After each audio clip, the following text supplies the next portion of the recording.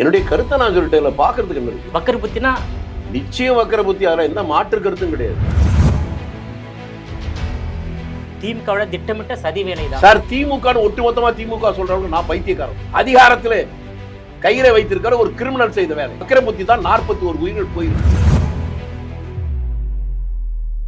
ஒருவேளை தாவேக்காவுடைய அரசியல் அந்த பயணத்தை தடுக்க வேண்டும், தாவேக்கா அரசியலை தூக்கி எறிய வேண்டும் என்பதற்காக செய்யப்பட்ட சதி திட்டமா?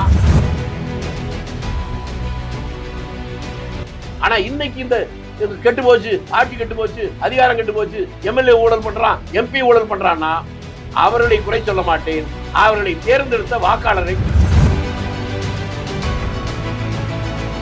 தாவேக்கான ஒரு கட்சி இப்பதானே வந்துச்சு. காலையில இருந்து சாயந்தரம் திமுக அவ்வளவு பேரும் தாவேக்கா தாவேக்கான்னு பேசினாவே பயப்படவும் தானே பேசுறாங்க. காங்கிரசுக்கு அமைச்சரவையில் இடம் கொடுத்தால் அவர்கள் ஆட்சியில் இருக்கலாம். அது இடம் கொடுக்கறதுன்னு முடிவு பண்ணிட்டா எதிர்கட்சிக்கு தயாராகிக்க வேண்டியதான்.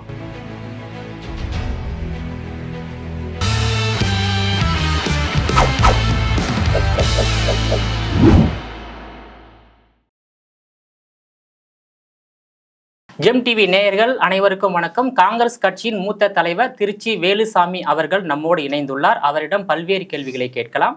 சார் வணக்கம். சார் வணக்கம்.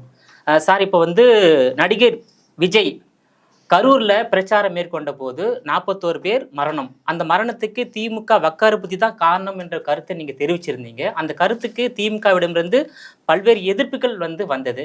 இது எப்படி பாக்குறீங்க சார்? என்னுடைய கருத்தை நான் சொல்லிட்டேன். பாக்குறதுக்கு என்ன இருக்கு? வக்கர புத்தினா நிச்சயம் வக்கர புத்தி. அதில் எந்த மாற்று கருத்தும் கிடையாது. ஒரு கூட்டம் போடுவதற்கு அனுமதி போலீஸ் தான் கேட்கணும். போலீஸ் எந்தெந்த விதிமுறைகளை பார்க்கணும் உங்களுக்கு தெரியுமா? ஒரு கூட்டத்திற்காக அனுமதி. நான் 55 வருஷமா கூட்டம் போட்டிருக்கேன், பெரிய கூட்டம் போட்டிருக்கேன், மாநாடு போட்டிருக்கேன். நான் பொறுப்புலையே எனக்கு அடிப்படை விவரங்கள் தெரியும். ஒரு கூட்டம் பெரிய கூட்டம் வரும் என்றால் அனுமதி கேட்கிற போது அந்த கூட்டத்தில் ஏதாவது ஒரு அசம்பாவிதம் நடந்தால் அங்கு கூடுகிற கூட்டத்தில் இருக்கிறவர்கள் வெளியேறுவதற்கான எக்ஸிட், வேறு வழி, மாற்று வழிகள் இருக்கிறதா என்று பார்த்ததுக்கு அப்புறம் தான் அனுமதியை கொடுப்பாங்க. அதுல நீங்க உன்னிப்பா கவனிக்க வேண்டிய ஒன்று என்னன்னு கேட்டா, இவ்வளவு பெரிய கூட்டம் கூடுதுன்னு எல்லாருக்கும் தெரியும். உங்களுக்கு தெரியும் இல்ல? அரசாங்கத்துக்கு எப்படி தெரியாம இருக்கும்? அந்த கூட்டத்திற்கான அனுமதி அடுத்த நாள் கூட்டத்திற்கு முதல் நாள் மாலையில 5 மணிக்கு தான் கொடுக்குறாங்க. முடிஞ்சு போச்சா? அந்த இடம் இவங்க பல இடத்தை கேட்டு கொடுக்காம இந்த இடத்தை அவர்கள் தான் ஒதுக்கி கொடுக்குறாங்க. ஆனா வெளியில தப்பா அவங்க சொல்லிட்டு இருக்காங்க. அது வேற. அந்த இடத்தில் உங்களுக்கு வெளிப்படையா சொல்லணும்னா, இந்த வக்கர புத்திங்கிற வார்த்தைக்கு காரணம் ஒரு பெரிய கூட்டம் அந்த இடத்தில் கூட போகிறது என்று தெரிந்ததற்கு பின்னாலும் சாக்கடையை வேலை செய்வதற்காக ஒரு நோண்டப்பட்ட ஒரு குழி ஒரு அரை மணி நேரத்தில் அது மூடி இருக்க முடியும். மூடவே இல்லை, அப்படியே திறந்திருக்கு. அந்த கூட்டத்துக்கு வருகிற கூட்டம் தள்ளுமுள்ள வரும்போது விழுவாங்கிறது பைத்தியக்காரனு கூட தெரியும். அரசாங்கத்துக்கு எப்படி தெரியாம இருக்கும்? அதிகாரிகளுக்கு எப்படி தெரியாம இருக்கும்? ஏன் மூடலை அப்படின்னு அந்த கேள்வியை மட்டும் கேட்டா, ஏதோ தப்புன்னு சொல்றாங்கன்னு சொன்னீங்களே, மூளை இருக்கணும்லாம் அது புரியும். ரெண்டாவது, அடுத்துன்னு கேட்கிறேன், இவ்வளவு பெரிய லட்சக்கணக்கான பேருக்கு வர்ற கூட்டம், அந்த கூட்டத்துல கட்டுறதுக்கு ஹாரன் கட்டுறது முதல்ல அனுமதி கொடுத்தாங்களா? உங்களுக்கு தெரியுமா? மீடியாக்கள்லே பல பேருக்கு அடியும் தெரியாம நுனியும் தெரியாம விமர்சனம் பண்ணிட்டு இருக்காங்க. உங்களுக்கு இந்த ஆட்சியிலேயே நடந்த இன்னொன்னு சொல்லிட்டு உங்களுக்கு புரியும். இஸ்லாமியர்களுக்கு எதிராக ஒரு சட்டம் வருகிற போது, குடியுரிமை சட்டம் வரும்போது கண்டன கூட்டம் தமிழ்நாடு முழுக்க நடந்துச்சு. நான் தமிழ்நாட்டிலேயே இஸ்லாமியர் அல்லாத ஒரு அரசியல்வாதி அதிக கூட்டங்களை நான் தான் பேசியிருக்கேன். 83 ஊர்ல கூட்டம் பேசினேன். நான் அதல்ல இப்ப நான் சொல்ல வர்ற விஷயம். திருப்பூர்ல அது பிரம்மாண்டமான ஏற்பாடு பண்ணி ஒரு கூட்டம் போட்டாங்க. அந்த எம்பி சுப்பராயன் தான் என்னை கூப்பிட்டார். சரின்னு ஒத்துக்கிட்டு இருந்தேன். பெரிய அளவுக்கு ஏற்பாடு பண்ண நீங்க அவசியம் வரணும்னு சொன்னா, நம்ம பார்த்து ரொம்ப நாள் ஆச்சே, நீங்க வர்றீங்க, மதியம் வாங்க, சாப்பிட்டு கொஞ்ச நேரம் பேசிட்டு அப்புறம் போகணும். நான் அது மாதிரி இங்கே போயிட்டேன். 1 மணிக்கெல்லாம் போயிட்டேன். ஒரு 2 மணி இருக்கும். காவல்துறை சேர்ந்தவர்கள் வந்தாங்க. அந்த கூட்டம் ஏற்பாடு பண்றவரும் அவரும் நானும் சாப்பிட்டுட்டு இருக்க போதே என்னன்னு கேட்டோன்னே சொன்னாங்க, எங்களுக்கு கிடைச்சிருக்கிற செய்திப்படி நீங்க எதிர்பார்த்ததை விட இன்னும் பெரிய கூட்டம் வரும்னு தெரியும். அதுவே ஹைவேல தான் அந்த கூட்டத்தை போட்டிருந்தாங்க. நாங்க தெரியுது எங்களுக்கு. அதனால இன்னும் ஏற்பாடுகள் கொஞ்சம் விரிவா செய்யணும்ன்றாங்க. என்ன செய்யறதுன்னு கேட்டாங்க. அந்த அதிகாரி தான் சொன்னார்கள். எனக்கு முன்னாலதான் சொன்னார் அதிகாரி, இன்னும் கொஞ்சம் ஒரு 10-20 ஹார்ன் எக்ஸ்ட்ரா கட்டுவோம், அதோடு இன்னொன்னு உங்களால செய்ய முடிஞ்சதுன்னா ரொம்ப நல்லதுன்னாரு. என்னன்னு கேட்டாங்க. எல்இடி ஸ்கிரீன் இருக்கே, அது இன்னும் ஒரு 10 இடத்துல அங்கங்க வைப்போம். இன்னும் நான் மறக்க மாட்டேன். மேடையிலிருந்து பார்க்கிற போது கண்ணுக்கு தெரிந்தவர்களும் கூட்டம் இருந்துச்சு. எவ்வளவு தூரம் கூட்டம் இருந்துச்சு கூட தெரியாது. அவ்வளவு பெரிய கூட்டம் வந்துருந்துச்சு. ஒரு சின்ன சலசலப்பு கூட வராமல் இருந்ததுக்கு காரணம் கூட்டம் ஏற்பாடு செய்தவர்கள் அல்ல, அந்த எம்பி அல்ல, நான் அல்ல.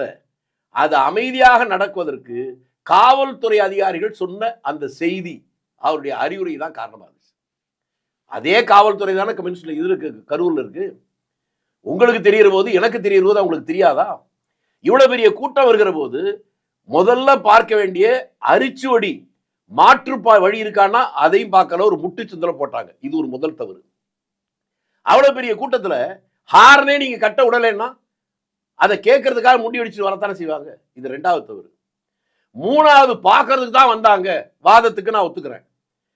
திருப்பூர்ல இருந்த காவல்துறை சேர்ந்ததை போல ஒரு 10 இடத்துல எல்இடி ஸ்கிரீன் வைங்கன்னு சொல்லியிருந்தா இது வந்திருக்காதா?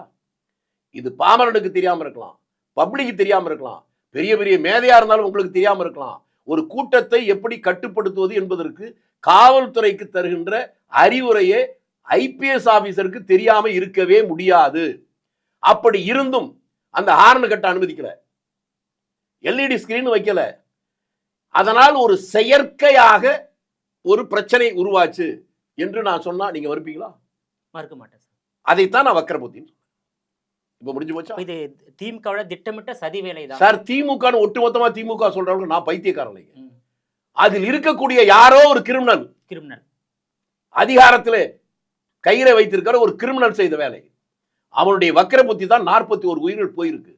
ஒட்டுமொத்தமாக திமுகவையோ அல்லது ஒட்டுமொத்தமான ஆட்சியோ சொல்ல மாட்டேன்.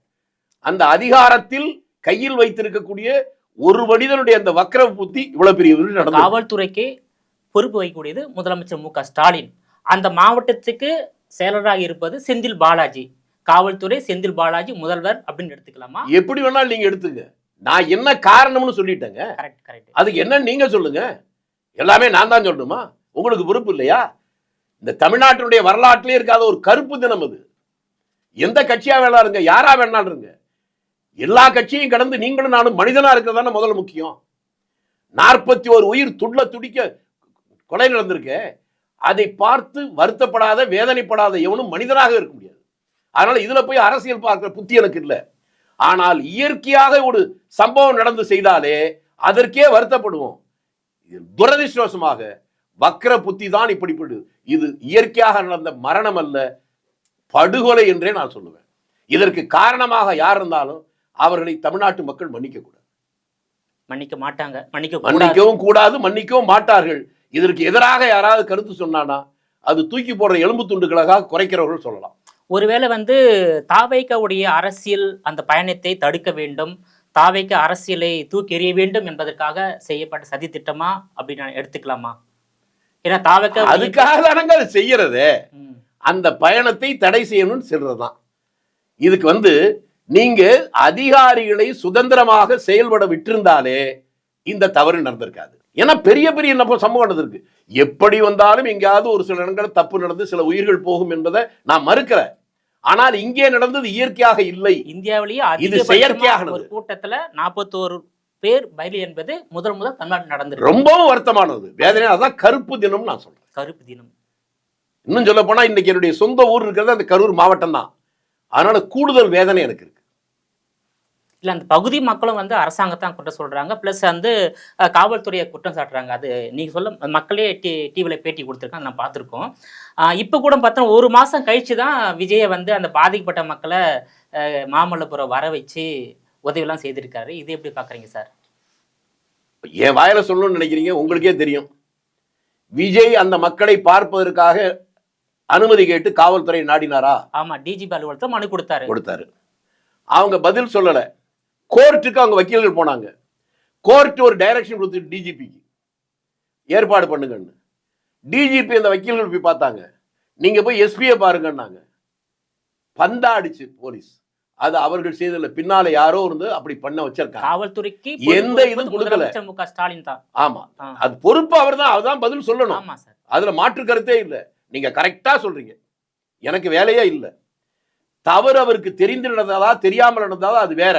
அதற்கு பொறுப்பு வகிக்கின்ற முதலமைச்சர் அதற்கான தவறு எங்கிருந்து நடந்தது என்பதை கண்டுபிடித்து குறைந்தபட்சம் இந்த தவறுக்கு காரணமானவர்கள் மீது நடவடிக்கையாவது எடுக்க வேண்டும் என்பதுதான் அந்த 41 உயிர்களுடைய ஆன்மாவாவது கொஞ்சமாவது சாத்தியம்.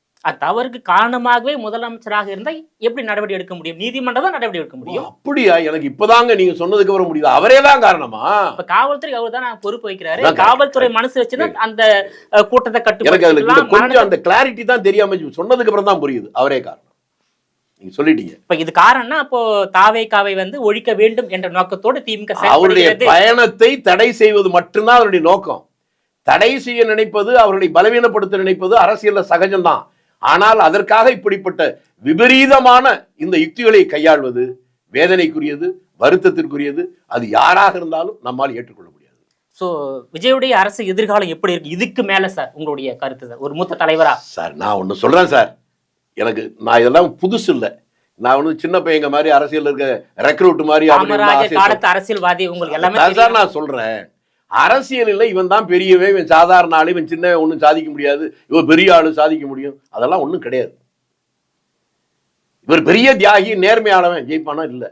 இங்க நானே என்னுடைய உதாரணத்தை சொன்னா நீங்க நகைச்சுவைக்காக சொல்ல, என்னுடைய கேரக்டர் அதுதான். ஆனா அப்பா உங்களுக்கு புரியல. 89ல ஒரே ஒரு முறை நான் தேர்தல் நிற்கிறேன். தேர்தல் நிற்கிற போது நாமினேஷன் ஃபைல் பண்றதுக்கு நான் மோட்டர் சைக்கிள் தான் போனேன். கூட ஆட்களை காரில் தானே கூட்டு போவான், எல்லாம் முழிக்கிறான். தேர்தலில் நிற்கிற போது நான் ஏன்டா செலவு பண்ணணும்? செலவு பண்ணால் யார்கிட்ட கை நீட்டணும். அப்புறம் நான் ஜெயிச்சு வந்தால் அவன் 4 காரியம் சொல்லுவான், அவனுக்கு செய்யணும். இதெல்லாம் நான் செய்ய தயாராக இல்லை. நான் தப்பு செய்ய போவதில்லை, அதனால செலவு பண்ணவும் மாட்டேன். சொன்னது மட்டும் இல்லாமல் பொதுக்கூட்டத்தில் நான் பேசுகிறேன். எல்லாருக்கும் என்ன பேசுகிறேன்னா, எனக்கு வாக்களித்து எனக்கு வெற்றியடைய செய்தால் நாட்டுக்கு லாபம், என்னை தோல்வியடைய செய்தால் என் வீட்டுக்கு லாபம்னு. இன்னைக்கு அந்த ஊர்ல கேட்டீங்கன்னா சொல்லுவாங்க. பல பேர் 90ல இருந்து இப்ப 25 வருஷம் தாண்டிடுச்சு. இப்ப சொல்றான், அட பாவி உன் கேரக்டரே அதுதான், அப்ப எங்களுக்கு புரியலேன்னு. ஆனால் நான் மகிழ்ச்சி அடையலன்னா தோத்ததுக்காக இல்ல, இதெல்லாம் கேட்டதுக்கு அப்புறம் எனக்கு 25,000 பேர் ஓட்டு போட்டான் பாருங்க. அப்ப அந்த மக்களை நான் பாராட்டுறேன். நீங்க ஜெயிச்சிருந்தா அந்த தொகுதி மக்களுக்கு நன்மை செய்திருப்பீங்க. நன்மை அதெல்லாம் சார், இந்த மக்களுடைய நீங்க ஓட்டு போடுகிற போது மக்களுடைய அளவுகோல் தான் அந்த ஆட்சியை நிர்மாணிக்கிறது. உதாரணத்துக்கு நான் சொல்றேன், இன்னைக்கு கூட ஒரு சேனல்ல ஒருத்தரை பத்தி போடுறாங்க. சுதந்திரம் வாங்குவதற்கு முன்பாக பவானியில ஒரு எம்எல்ஏ வர்றார், காங்கிரஸ் எம்எல்ஏ தான். அவர் தான் அந்த அணை கட்டுவதற்காக அப்ப பிரகாசத்துக்கிட்ட மனு கொடுத்தவர் அப்படின்லாம் வருது. அதுக்கப்புறம் அந்த கடை கட்டி முடிக்கப்பட்டது காமராஜர் காலத்துல, அது வேற. ஆனால் அந்த எம்எல்ஏ அதுக்கு தொடர்ந்து போராடிட்டு அந்த பதவி போனதுக்கு அப்புறம் வீட்டுல சாப்பாடுறதுக்கு வழி இல்லாம வேற ஒருத்தருக்கு கடிதம் போடுறாரு, நீங்க எங்க ஊருக்கு வந்திருக்கிற போது பார்க்க முயற்சி பண்ணேன், முடியல, சாப்பிடுறதுக்கே கஷ்டம், ஒண்ணும் இல்ல, ஒரு மூட்டை அரிசி அனுப்ப முடியுமான்னு. இப்படி ஒரு ஊர்ல இல்ல, பல ஊர்ல உங்களுக்கு நல்லா தெரியறதுக்கு சொல்றேன். கோயம்புத்தூர் தமிழ்நாட்டிலேயே செல்வ செழிப்புல ஒரு ஊர். அந்த ஊர்ல எல்லம்மா நாயுடு ஒருத்தர், அவர்கிட்ட நான் நல்லா பழகிருக்கேன். ஒரு முறை எம்எல்ஏ, ஒரு முறை எம்எல்சி சாகிற போது அவருக்கு சொந்த குடிசை கூட கிடையாது. அந்த காங்கிரஸ் கட்சி ஆபீஸ்லயே பாயிலே படுத்து செத்து போயிட்டார். காமராஜர் சகோதரர் அவரு இல்ல, அவர் எல்லாமே நாயுடு அவர் பேரு, சகோதரர் மாதிரி அவருடைய பாணியில ஆட்சி தாங்கடா சொல்றேன். எல்லாரும் காமராஜ் கக்கனோட நிறுத்திடுங்க. இந்த 2 பேரை தாண்டிய தியாக செல்வர்கள் இவர்களுக்கு நண்பரா இருந்தாங்க. என்ன வைத்தறிச்சல்னா, அவர்களை பற்றியெல்லாம் இன்னைக்கு தமிழ்நாட்டு மக்களுக்கு தெரியல. நான் எதற்காக எடுத்துங்க, கோமதி சங்கதீஷர் ஏன் மந்திரியா இருந்த ராமையா, மந்திரியா முத தமிழ்நாட்டில் பெண் அமைச்சராக இருந்தவங்க, மீனவ சமுதாயத்தை சேர்ந்தவங்க. இவங்க எல்லாம் மந்திரி பதவி போனதுக்கு தெருவில் சாதாரண நடந்து போனதை பார்த்திருக்கோம்ல. அன்றைக்கு இருந்த வாக்காளர்கள் வாக்களிக்க போகிற போது அந்த வேட்பாளருடைய தகுதி என்று அவர்கள் பார்த்தது, இவன் நேர்மையானவனா, ஒழுக்கமானவனா, அதாவது பொது சொத்தை கொள்ளடிக்காத அந்த மனோபாவம் இருக்கிறதா, இதப்பா அளவுகோலை வச்சு ஓட்டு போட்டாங்க. அவனும் அதே மாதிரி வாழ்ந்துட்டு போனான். இப்படி ஒருத்தர் 2 பேர் இல்ல, எல்லா கட்சியிலும் வெறும் காங்கிரஸ்காரனை மட்டும் சொல்ல மாட்டேன், கம்யூனிஸ்ட் கட்சியில பல பேர் இருந்தாங்க. உதாரணத்துக்கு தெரியும்னா, இங்க பக்கத்துல தாம்பரத்துல எம்எல்ஏ இருந்தாரு ஜீவானந்தம், அவரெல்லாம் சொல்லலாம். எம்எல்ஏ இருக்கிற போதே அவருக்கு சொந்தமா வீடு இல்லை, ஒரு குடிசை புறம்போக்குல தான் இருந்துச்சு. இது பல பேர் உண்டு. அப்படிப்பட்டவர்களை நான் பாராட்டுவதை விட அவர்களுக்கு பாக்கெட்ல ஓட்டக்கால்னா கூட இல்லைன்னாலும் அவருடைய நேர்மைக்காக வாக்களித்து வெற்றியடை செய்தார்களே வாக்காளர்கள், அவர்களை தான் பாராட்டுவோம். ஆனா இன்னைக்கு இந்த கெட்டு போச்சு, ஆட்சி கெட்டு போச்சு, அதிகாரம் கெட்டு போச்சு, எம்எல்ஏ ஊழல் பண்றான், எம்பி ஊழல் பண்றான்னா அவர்களை குறை சொல்ல மாட்டேன், அவர்களை தேர்ந்தெடுத்த வாக்காளர்களை குறை சொல்லுவேன். உங்களுடைய அளவுகோல் மாறி போச்சு. ஓட்டு போடுறதுக்கு கேட்க வரும்போதே சும்மா வரீங்களே, எனக்கு என்ன தர்றீங்க என்று என்னைக்கு இந்த தமிழ்நாட்டில் கேட்டானோ அது உன்னை நினைச்சா வேதனையா இருக்கு. ஒரு இடைத்தேர்தல் புதுக்கோட்டை நடந்துச்சு. தேர்தலுக்கு 4 நாள் இருக்கு. ஒரு தெருவில் சாலை மறியல் பண்றாங்க இந்த மக்கள். அதிகாரம்லாம் ஓடுறான், என்னமோ ஏதோன்ட்டு. என்னையா என்ன என்னன்னு உன்ன சொல்லலாம், எல்லா தெருவுக்கும் பணம் கொடுத்துட்டாங்க ஓட்டுக்கு, எங்க தெருவுக்கு இன்னும் பணம் வரலன்னா. இதற்கு பின்னால இங்க எப்படி பொது வாழ்க்கையில் எப்படி நேர்மை வரும்? ஓட்டுக்கு பணம் கொடுக்கும் கலாச்சாரத்தை எந்த கட்சி ஏற்படுத்திய சார் தமிழ்நாட்டுல? இது கட்சி சார், மன்னிக்கணும், உங்களை பார்த்து நான் என்ன பண்றது தெரியல. இந்த கட்சியின் கொள்கையை தீர்மானம் போட்டு பணம் கொடுக்கறது சார். அப்படி பணம் கொடுக்கிறவன் எந்த கட்சியா இருந்தாலும் ஒதுக்கணும்னு சொல்றேன். பணம் கொடுக்கிறது கொள்கை முடிவல்ல, மனிதனுடைய பொதுமக்களுடைய ஒழுக்கம் சார்ந்த பிரச்சனை. உங்களுடைய அளவுகோல் தப்பா இருக்கு, அதனாலதான் தப்பா போச்சுன்னு தான் ஜீவானந்தன் காங்கிரஸ்காரரை சொன்னேன். எல்லா கட்சியிலுமே அப்படி நேர்மையானதுங்க. திமுக சொல்லட்டுமா உங்களுக்கு? எங்க ஊர்ல எம்எஸ் மணின்னு ஒருத்தர் இருந்தார், எம்எல்ஏ திமுகவில். அவர் ஒரு பிரஸ்ல சாதாரண கூலி தொழிலாளி, அவர் கூட எம்எல்ஏ வந்தார். எதுக்கு ஓட்டு போட்டாங்க? அவர் பணம் கொடுத்தா போட்டாங்க. அதுக்காக திமுக யாருமே பணம் கொடுக்க மாட்டாங்க அர்த்தமா?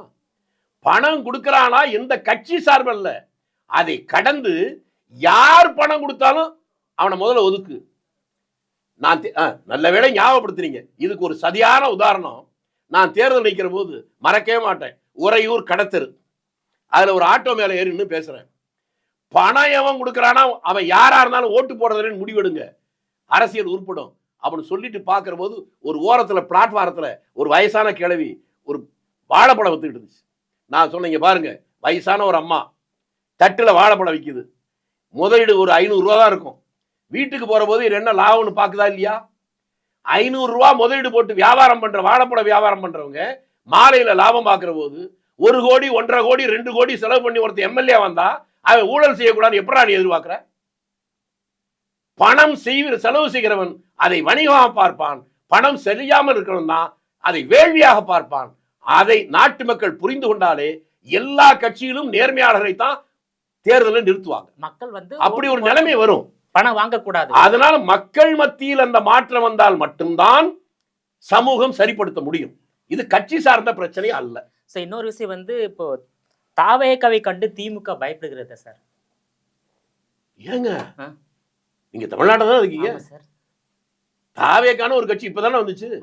காலையில இருந்து சாயந்தரம் திமுக அவ்வளவு பேரும் தாவேகான்னு பேசினாவே பயப்படவும் தானே பேசுறாங்க. காய்ச்சல் இருந்தாலும் சார் கல்லடி போடும். உங்களுக்கு கவலை இல்லாம இருக்கலாம், எனக்கு கவலை இல்லாம இருக்கலாம். ஆட்சியில் இருக்கவங்களுக்கு அவங்களுக்கு அந்த அச்சம் இருக்கும் தானே பேசுறாங்க. அதுல இருந்தே நீங்க புரிஞ்சுக்க வேண்டியதுதான். யார் மீது அவர்கள் தாக்கல் நடத்துகிறார்களோ அவருடைய வளர்ச்சி அவருடைய உறுத்துகிறதுன்னு தான் அர்த்தம். இப்போ தாவேக வளர்ச்சி திமுகவுக்கு பிடிக்கல. நான் கோனார் நோட்ஸ் போட்டேன், அதுக்கு வேற ஒரு நோட்ஸ் போட முடியாதுங்க. இப்போ காங்கிரஸும் திமுக கூட்டணி தானே இருக்கின்றது. இப்போ காங்கிரஸ் கூட்டணி 2024 தொடரும் என்று தான் பேசப்படுகிறது. இன்னொரு விஷயம் பார்த்தீங்கன்னாக்கா 2026 எந்த கட்சி காங்கிரஸ் கட்சிக்கு அதிகாரத்திலும் ஆட்சியிலும் பங்கு கொடுக்கின்றதோ அந்த கட்சி தான் ஆட்சிக்கு வரும்னு நீங்க மட்டுமல்ல, உங்களை போன்ற பல்வேறு காங்கிரஸ் மூத்த தலைவர்கள் கருத்து தெரிவிச்சு வராங்க. ஆனா இது குறித்த கருத்தை செல்வ பெருந்தகை எதுவும் தெரிவிக்கல, ஆளக்கூடிய திமுக எதுவும் தெரிவிக்கல. இது எப்படி பாக்குறீங்க சார்? உங்க கேள்வியில ஒரு சின்ன திருத்தம். காங்கிரஸ் கட்சி தலைவர்னு சொல்லிங்க பாருங்க, அதுல வேணா கொஞ்சம் வித்தியாசம் இருக்கலாம். காங்கிரஸ் கட்சியில் இருக்க தொண்டர்கள் தெளிவாயிட்டான். நாங்க என்ன சன்மார்க்க சங்கமான நடத்துறோம்? இந்த நாட்டுடைய சுதந்திரத்துக்காக போராடின காங்கிரஸ் கட்சிக்கு அதிகாரம் வரணும்னு விருப்பப்படாதா? அதிகாரத்துல இடம் கொடுத்தாதான் நாங்க ஆதரிப்போம்னு முடிவு கொண்டோம். அதுக்கு வாய்ப்பை யார் உருவாக்கி தருகிறார்களோ அவர்களுக்கு ஆதரவா தான் தொண்டர் இருப்பான். தலைவர்களா இருக்கிறவங்களுக்கு என்ன போல உங்களை போல இருக்கிறவங்களுக்கு வேணா வேற இருக்கலாம். தொண்டனுக்கு என்ன இருக்கு? அவன் விரும்புகிற அதிகாரம் காங்கிரசுக்கு யாரும் தருகிறானோ அவனை ஆதரிப்பான். அதிகாரம் பங்கீடு யார் தரலையோ அவனை ஆதரிக்க மாட்டான். நீங்க அகில இந்திய கட்சி தீர்மானம் போட்டாலும் சரி, வீடு வீடா போய் தலைவர்கள் அவன்கிட்ட கேட்டாலும் சரி, தொண்டனுடைய நாய்வால அன்பால் மட்டும்தான் அதை ஆட்ட வைக்க முடியும். அதிகாரத்துல நாய் ஆட்ட முடியாது. அதுதான் இதுக்கு உதாரணம். தொண்டனுடைய உணர்வுகளை புரிந்து கொண்டு அதற்கு தகுந்தாற்போல் தலைமை செயல்படுகிற போதுதான் தொண்டன் உடன்படுவான். அந்த தொண்டருடைய உணர்வுகளுக்கு எதிராக தலைமை போனால் அவன் ஆதரித்து வரமாட்டான் என்பதற்கு 1000 உதாரணம் இருக்கு. தொண்டர்கள்ட்ட அந்த உணர்வு வந்துருச்சு, காங்கிரசுக்கு பங்கு வேண்டும்னு. அதை புரிந்து கொண்டு காங்கிரஸ் கட்சி மட்டுமல்ல, கூட்டணி கட்சியில் இருக்கவும் வந்தா மட்டும்தான் நல்ல முடிவு ஏற்படும். அதற்கு சரியாக இல்லை என்றால் வேதனையான முடிவு தான் வரும். வேதனை வேண்டுமா, நல்லது நடக்கணுமா, கூட்டணி கட்சி காங்கிரஸ் கட்சியுடைய தலைமையும் கூட்டணி கட்சி தலைமையும் சேர்ந்து முடிவெடுக்கணும். அப்ப வந்து காங்கிரஸ் கட்சிக்கு ஒரு 50 தொகுதிகள் தேவைப்படுகிறது. துணை முதலமைச்சர் ஒரு தொகுதியா கூட இருக்கு. என்னங்க நீங்க சின்ன பிள்ளை மாதிரி பேசுறீங்க? எதிர்கட்சியா வர முடியும். நான் சொன்னாதான் உங்களுக்கு புரியுது, உங்களுக்கு இல்லைன்னா புரியாது. வட மாநிலத்துல ஒரே ஒரு சுயேட்சை எம்எல்ஏ, அவன் ஒருத்தன் போடுற ஓட்டு தான் ஆட்சி அமைக்கிற நிலைமை வரும்போது அவனே முதல் மந்திரி ஆக்கணும். உங்களுக்கு தெரியுமா எத்தனை எம்எல்ஏங்க? நான் திரும்பி உங்களை கேட்கறேங்க, மத்தியில காங்கிரஸ் ஆட்சி இருந்துச்சு, திமுக வெறும் 14 எம்பி தானே இருந்தாங்க. 14 எம்பிகளுக்கு 7 மந்திரி கொடுத்தமா இல்லையா? நீங்க இந்த உலகத்துல தான் இருக்கீங்க. அப்படி இருக்கிற எண்ணிக்கை என்ன முக்கியம்? காங்கிரஸ் ஏன் 4 மந்திரி கொடுக்க கூடாது சொல்லுங்க. நான் கேட்கறது நியாயமா இல்லையா? கண்டிப்பா சரிதானே? எனக்கு தெரிஞ்சுக்கிறது கேட்கறேன், வாய் திறந்து சொல்லுங்க. நீங்க தலைய 2006 கொடுத்திருக்க வேண்டும், 2021 உங்களுக்கு கொடுத்திருக்க வேண்டும். ஏன்னா உங்க தயவுல தான் 2006 ஆட்சி. நான் அதையே சொல்லல, நான் தான் தெளிவா சொல்றேனே. வெறும் 14 எவ்வளவு எம்பிங்கள் இருக்காங்க மத்தியில? 500 எம்பிகளுக்கு மேல இருக்காங்கல்ல. வெறும் 14 எம்பி இருக்கிற போது 7 மந்திரி கொடுத்தோம் இல்லைங்க. எவ்வளவு பெருந்தன்மையா தோழமையை மதிச்சோம். அதே மரியாதை எங்களுக்கு நீங்க கொடுக்கணும் எதிர்பார்க்கல. என்ன தப்பு? 2006ல 2021ல உங்க தயவுல தமிழ்நாட்டில் திமுக ஆட்சி நடந்த போது முடிஞ்சதெல்லாம் முடியட்டும், இனிமேலாவது கொடுங்கன்றான். 2026ல நீங்க வந்து துணை முதலமைச்சர் கேட்கறீங்களா, அமைச்சர் கேட்கறீங்களா, என்ன கேட்க எத்தனை அமைச்சர் கேட்கறீங்க சொல்லுங்க. நான் மொத்த அமைச்சரையும் எங்களுக்கு கொடுத்தா சந்தோஷம் தான். நான் என்ன கேட்கிறேன்னு புரிஞ்சதான் பேசுறீங்களே. குறைந்தபட்சம் கூட்டணி ஆட்சியில் காங்கிரசுக்கு அமைச்சர்ல இடம் வேணும் அப்படின்னு தொண்டர்கள் விரும்புகிறார்கள். தொண்டர் விரும்புங்க. அதை வந்து நான் என்ன துணை முதல்வர் நானா கேட்டேன்? தொண்டர்கள் விரும்புறதை சொல்றேன். அதற்கு இசைவாக கூட்டணி வந்தால் அது வெற்றி பெறும். அது இசைவு இல்லை என்றால் தொண்டர்களை வச்சுதானே கட்சி முடிவெடுக்க முடியும். தொண்டர்கள் விரும்பலைன்னா அது எப்படி வேலை நடக்கும்? நான் ஜெயிக்கணும், இந்த கூட்டணி ஜெயிக்கணுங்கிறதுக்காக சொல்றேன். அதனால தான் நான் சொன்னேன், காங்கிரசுக்கு அமைச்சரவையில் இடம் கொடுத்தால் அவர்கள் ஆட்சியில் இருக்கலாம். அது இடம் கொடுக்கறதுன்னு முடிவு பண்ணிட்டா எதிர்கட்சிக்கு தயாராகிக்க வேண்டியதான். இது எல்லா கட்சிக்கும் பொருந்தும் நிறுத்திட்டேன். புரிந்து கொண்டவர்கள் புரிந்து கொள்ளுங்கள், புரியாதவர்கள் எக்கேடோ கட்டு. ஓகே, இந்த முறை காங்கிரஸ் கட்சிக்கு 2026ல திமுக ஆட்சியில் மதில் பங்கு கொடுக்கின்ற மனநிலையில் இருக்கின்றதா உங்களால கணிக்க முடியும்? அவங்ககிட்ட தாங்க சொல்ல முடியும். அது நான் எப்படிங்க சொல்ல முடியும்? ஏங்க நீங்க என்ன சாப்பிட கொடுப்பாங்க? எங்க ராத்திரி நீங்க என்ன பிரியாணி சாப்பிட போறீங்களா இல்ல என்கிட்ட கேட்டா எனக்கு தெரியுமா? அரசியல் என்ன நடக்குன்னு என்பது உங்களால இல்ல சார். நீங்க வந்து அதைத்தான் நான் சொல்றேன். எல்லாம் கரெக்டுங்க. அவ்வளவு பெரிய அரசியல்வாதி நான் தெருவில் தானே இருக்கிறேன். ஒண்ணுமே தெரியாத முட்டாப்பை எல்லாம் எம்எல்ஏ எம்பி மந்திரின்னு போயிட்டான். அதுக்காக நான் என்ன பண்ண முடியும்? அதல்ல சார், அரசியலில் எதுவும் நடக்கலாங்கிறது வேற. அவர்கள் அதை செய்வார்களா இல்லை என்று அந்த தலைமை தான் முடிவு செய்யும். ஒருவேளை காங்கிரஸ் கட்சி நிர்வாகிகள் தொண்டருடைய கோரிக்கையை திமுக நிறைவேற்றவில்லை என்றால் காங்கிரஸ் கட்சியுடைய முடிவு என்னவாக இருக்கும்? ஐயோ, இவ்வளவு நேரம் நான் பேசுனதே வேஸ்ட். கட்சி என்ன முடிவு கொடுத்தாலும் சரி, தொண்டை முடிவு எடுத்துட்டாங்க சார். தொண்டை முடிவு எடுத்துட்டாங்க சார். அதான் சொல்றேன். நீங்க அதைத்தான் நான் சொல்றேன். நீங்க இடம் கொடுத்தா ஆதரிப்பான், இடம் கொடுக்கலன்னா ஆதரிக்க மாட்டான். ஆனா கூட்டிலிருந்து வெளியேற மாட்டீங்க.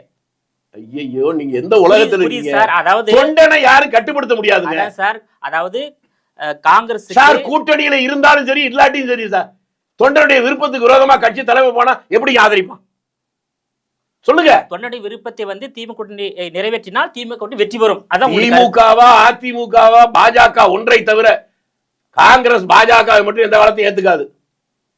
மற்ற எந்த கட்சியா இருந்தாலும் எங்களுக்கு அந்த இடத்துல இடம் கொடுத்தால் அவர்களை ஆதரிப்போங்கிற அந்த இடத்துக்கு நீண்ட காலத்துக்கு பின்னாலே காங்கிரஸ் கட்சியுடைய தொண்டர்கள் கிராமந்தோறும் வந்துட்டாங்க. அந்த உணர்வுகளை புரிந்து கொண்டு அதற்கு இசைவாக ஒரு அணி உருவானால் அதுதான் வெற்றி பெறும். அது இசைவாக வரவில்லை என்றால் அந்த அணி வெற்றி பெறுவதற்கு வாய்ப்பு இல்லை. யாரையும் ஓட்டு போடும்போது யாருக்கு போட்டுவான்னு நம்ம பார்க்க முடியாது. அவன் போட மாட்டான். நான் உண்மையை சொல்லிட்டேன். உண்மையதான் சொல்லிருக்கீங்க. அப்ப திமுக காங்கிரஸ் கூட்டணி 2020 தொடருமா இல்ல திமுக கூட்டணியிலிருந்து காங்கிரஸ் வெளியேறக்கூடிய நிலைமை ஏற்படுமா சார்? இந்த தொடருவதும் அது வெற்றி பெறுவதா இல்லையா என்பதை காங்கிரஸ் முடிவு செய்ய முடியாது, கம்யூனிஸ்ட் முடிவு செய்ய முடியாது, திமுக தான் முடிவு செய்ய முடியும். ஏன்னா அதுல இல்ல, இல்ல, என்ன- அது- திமுக ஏங்க நான் என்ன திமுக காங்கிரஸ் அட நான் இருக்கிறது. சொல்லி முடிச்சாதானங்க உங்களுக்கு புரியும். நடுவுலயே கேட்டா உங்களுக்கும் புரியாது, எனக்கும் புரியாது, கேட்கறவங்களுக்கும் புரியாது. அவர்கள் அந்த முடிவை எடுத்தால்தான் இந்த தொண்டர்கள் ஆதரிப்பாங்கன்னு சொல்லிட்டேன்ல. அது அவங்க கையில தானே இருக்கு. Ball is in your court. நீங்க எடுக்கிற முடிவு தான். நீங்க முடிவெடுத்தா உங்களுக்கு நல்லது, எனக்கு நல்லது. நீங்க முடிவு எடுக்கலைன்னா எனக்கு பெரிய நட்டம் இல்லை. ஏன்னா ஏற்கனவே ஒண்ணும் இல்லை, உங்களுக்கு நட்டம். ராஜீவ்காந்தி படுகொலை சம்பவத்துல உங்களுக்கும் சுப்பிரமணிய சாமிக்கும் வந்து தொடர்பு இருப்பதாக ஒரு கருத்தை வந்து திமுக தெரிவித்து உள்ளது. ஆனா பொதுவான கருத்து என்னன்னாக்கா, ராஜீவ்காந்தி படுகொலையில வந்து மறைந்த முன்னாள் முதலமைச்சர் கலைஞர் கருணாநிதி தான் சதி செய்ததாக ஒரு கருத்து இருக்கின்றது. இது எப்படி பாக்குறீங்க சார்? ஐயோ, பைத்தியக்காரங்க சொல்றதெல்லாம் கேட்கறதுனால வேற வழியில சொல்ல வேண்டியிருக்கு. நீங்க சொல்றது ஒண்ணு இருக்கு பாருங்க. இந்த பழைய அரசியல்ல எதுவும் நடக்குங்கிறதுக்கு ஒரு உதாரணம் சொல்றேன். ராஜீவ்காந்தி கொலை நடந்தவுடன் திமுக தான் அதுல முக்கிய பங்கு வைத்தன்னு ஒரு செய்தி பரவனோடனே தமிழ்நாட்டு வரலாறுலே கிடையாது. தமிழ்நாடு முழுக்க நகரத்திலிருந்து குக்கிராமம் வரை திமுக சொன்ன அவ்வளவு பேரையும் அடிச்சாங்க. திமுக கொடி ஒரு கொடி கூட தமிழ்நாட்டில் பறக்கல. போர்டு கருப்பு சேவல் வந்து அதெல்லாம் அடிச்சு உடைச்சாங்க. திமுக எதிர்த்து அறிக்கை கொடுக்க முடியல, பேச முடியல. அப்படி இருந்த போது இளம் வயதிலிருந்தே திமுகவை விமர்சித்த, இன்னும் சொல்ல போனால் அந்த ஆட்சி டிஸ்மிஸ் செய்வதற்கு காரணமாக இருந்தனா, அப்பதான் நான் சொல்றதை இங்க புரிஞ்சுக்கிறதுக்காக சொல்றேன். நான் தான் தமிழ்நாட்டில் முதலாக பொதுக்கூட்டத்தில் பேசினேன். அரசியல் ரீதியாக நான் திமுகவுக்கு எதிரிதான். ஆனால் அவர்களுக்கு சம்பந்தம் இல்லாத ராஜீவ் கொலையில் அவர்களை குற்றம் சாட்டி அவர்களை அழிப்பது அரசியல் அயோக்கியத்தனம் என்று நான் நினைக்கிறேன். இந்த கொலைக்கும் அவர்களுக்கும் சம்பந்தம் இல்லை அப்படின்னு பேசணும். நான் தான் அதற்கப்புறம் தெருவில் இல்ல, எவனோ ஒரு பொய்த்தேகாரம் திமுக சொன்ன அவன மாதிரி தெருவில் பேசல. இதற்காக விசாரித்த ஜெயின் கமிஷன்லேயே இந்த கொலைக்கும் திமுகவுக்கும் சம்பந்தம் இல்லை என்கின்ற அபிடவிட்டையும் நான் போட்டேன், பிரமாண வாக்குமூலத்தையும். அதற்கு பின்னால் பொதுக்கூட்டத்தில் நான் பேசினது பின்னால் கருணாநிதியே வெளியில் பொதுக்கூட்டத்துக்கே வந்தார். அந்த கட்சி கூட்டமே போடப்பட்டது. இன்னொன்னு யாரோ திமுக யாரோ பெரிய மேதை ஒருத்தர் சொன்னார் சொன்னீங்களே, அவருக்கு போய் சொல்லுங்க. முரசொலியில் கருணாநிதி அதை எழுதியிருக்கிறார் அவருடைய கடிதத்தில். அரசியல் ரீதியாக நமக்கு மாற்று கருத்து இருந்தாலும், நம்முடைய ஆட்சி கவிழ்ப்புக்கு முன்னாடி இருந்து செயல்பட்டு இருந்தாலும், அந்த திருச்சி தம்பி அவர் சொல்லியிருப்பதை அதற்காக நான் நன்றி சொல்லுவேன். தனிப்பட்ட கசப்பை காட்டாமல் உண்மையை வெளிப்படையாக பேசியிருக்கிறார். அவருக்கு நன்றின்னு சொல்லியிருக்காரு. இது கருணாநிதி எழுதுனது, போய் படிச்சுக்கிட்டோம். இதெல்லாம் தெரியாத தெருவில் சுத்துற எவனோ ஒருத்தர் ஏதாவது சொன்னான்னு அதுக்கெல்லாம் நம்ம என்ன பண்ணுவோம்? இல்ல ராஜீவ்காந்தி படுகொலை படுகொலையில வந்து திமுக சம்பந்தம் இல்லைன்னு நீங்க சொல்லியிருக்கீங்க. ஆனா உங்களை இன்றைய திமுகவினர் வந்து அந்த ராஜீவ்காந்தி படுகொலையில சம்பந்தம் இருப்பதாக சொல்றாங்க சார். அப்படியா? சொல்லியிருக்காங்க. அந்த யாருன்னு அந்த அதிசய பிறவி கொஞ்சம் காட்டுங்க பாப்போம். நான் என்ன சொன்னேன்னு உங்களுக்காவது புரியுதா சார்? நான் என்ன சார் பண்ண முடியும்? புரிஞ்சுக்கிட்டேன் சார். 7.5 வருஷம் அந்த கொலை சதியை விசாரித்த ஜெயின் கமிஷனுடைய ஃபைனல் ஃபைண்டிங்ஸ் என்ன? அதை நீங்க எடுத்துக்குவீங்களா? யாரோ தெருவில் போற பைத்தியக்காரன் சொல்றதை எடுத்துக்குவீங்களா? உங்களோட விரிவான தகவலுக்கு ரொம்ப நன்றி சார். நன்றி, வணக்கம்.